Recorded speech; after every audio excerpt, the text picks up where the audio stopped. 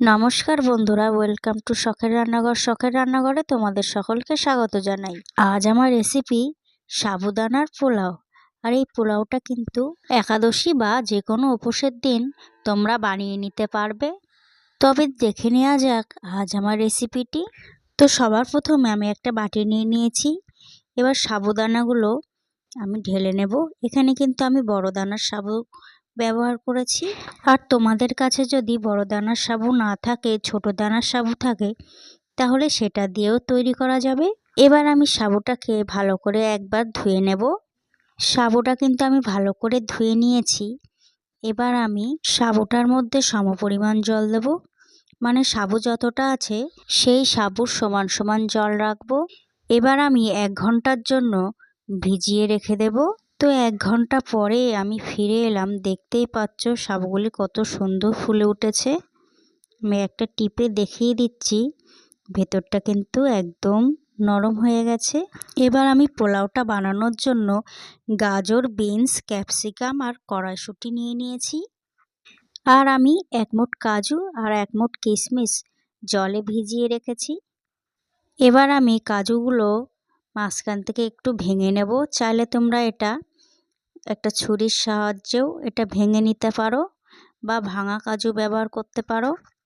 এবার আমি সরাসরি রান্নাতে চলে আসব। তার জন্য ওভেনে আমি একটা কড়াই বসিয়ে দিয়েছি। কড়াইতে দিয়ে দেব 2 টেবিল চামচ ঘি। তারপরে ঘিটা যখন একটু গরম হয়ে আসবে, তারপরে আমি লো টু মিডিয়াম আছে গাজরগুলো একটু ভেজে নেব সিদ্ধ হওয়া পর্যন্ত। যেহেতু গাজরটা সিদ্ধ হতে একটু টাইম লাগবে, সেই জন্য আমি আগেই গাজরটা দিয়ে দিয়েছি। যেহেতু উপোসের দিন রান্নার লবণ ব্যবহার করা যায় না, সেই জন্য আমি সন্দক লবণ নিয়ে নিয়েছি।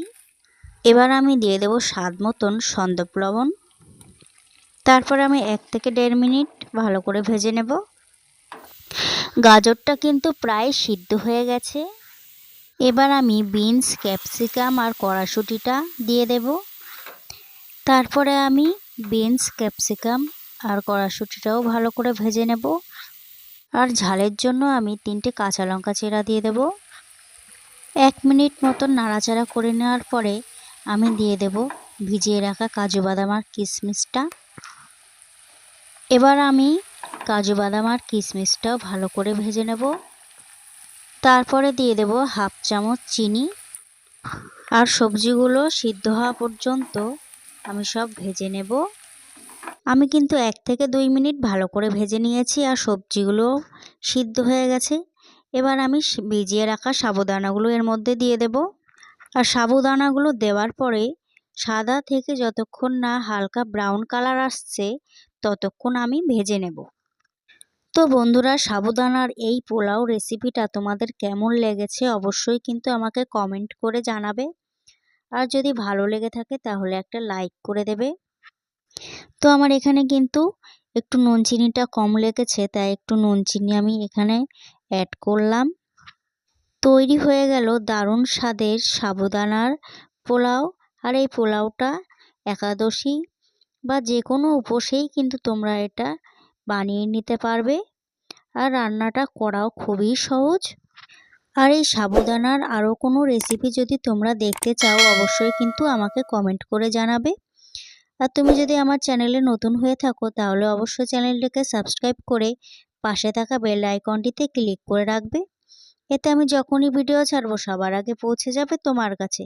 তাহলে আজকের মতন এই পর্যন্ত। দেখা হচ্ছে অন্য কোনো রেসিপি নিয়ে। সবাই ভালো থাকবে, সুস্থ থাকবে।